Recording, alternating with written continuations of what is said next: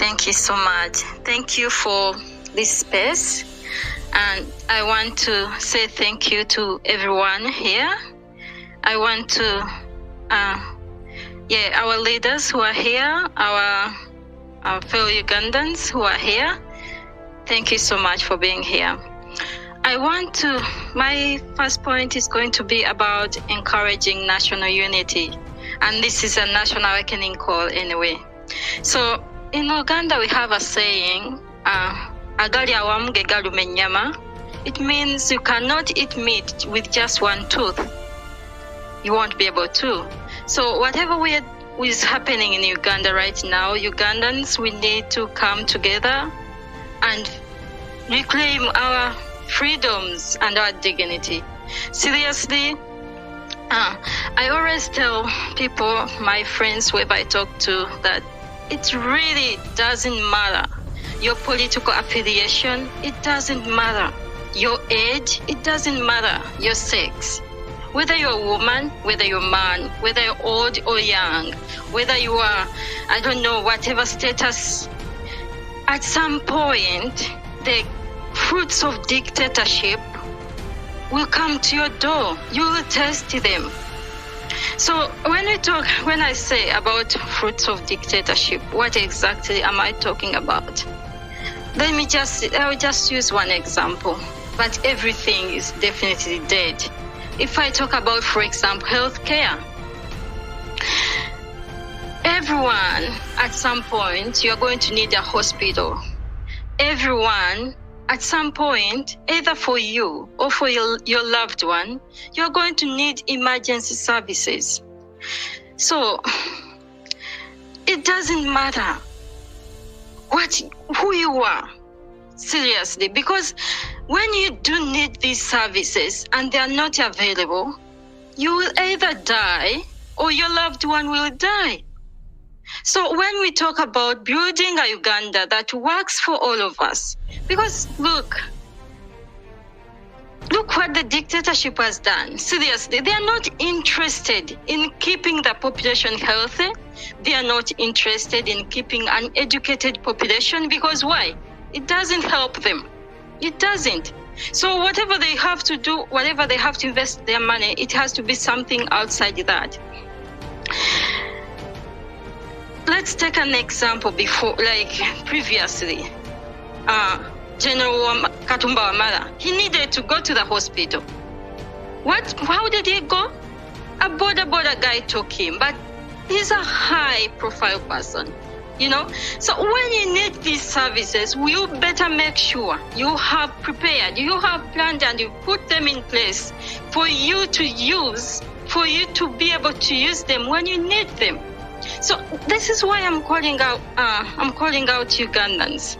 I'm saying, please, let us unite. Because when these things come, when we need all this, it's not going to segregate. It's not going to pick that for you are NRM, for you are FDC, for you are noob, so you don't need this. It's going to take us all together. So as the moment we realize that as Ugandans we need to work together to build this country, then we know we have to come together and overthrow the dictator. We have to come together and say, no, this country is ours. And you see, Ugandans, we put all our hopes in politicians. We think the politicians are going to do it for us. But I have bad news. They are not going to.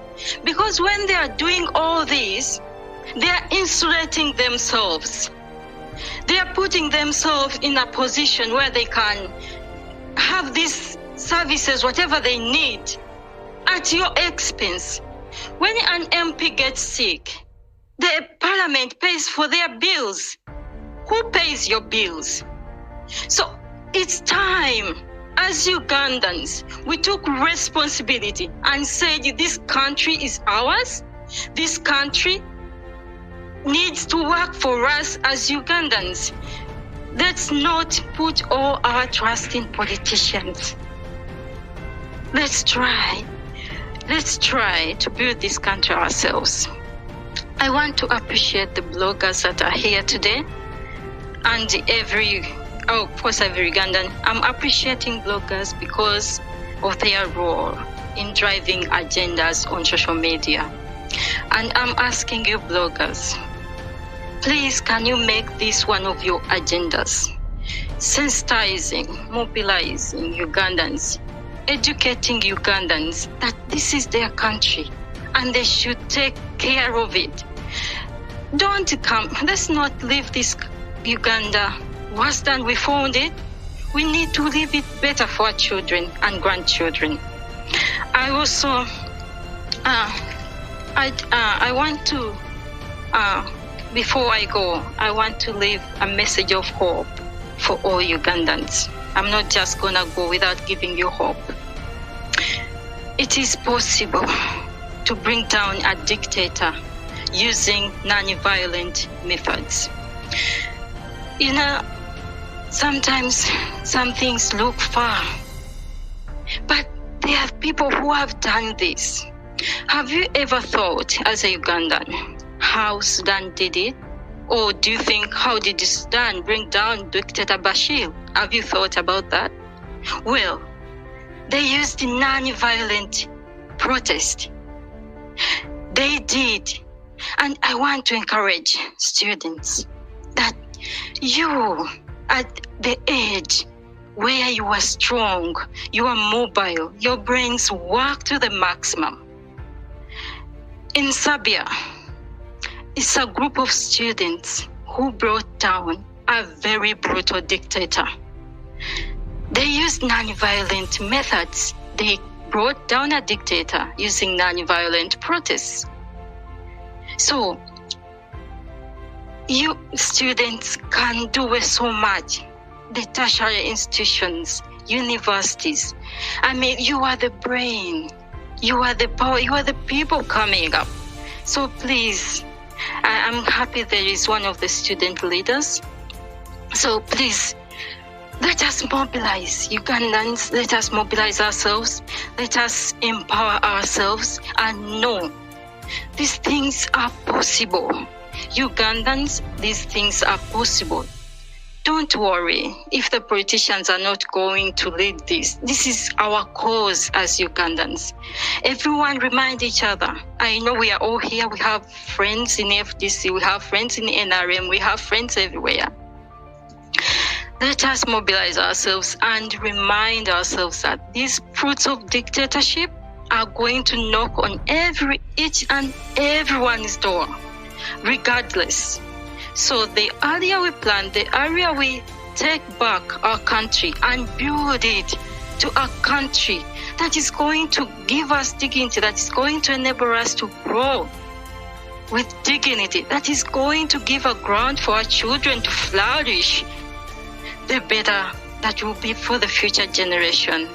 I will put the mic now down for the moment.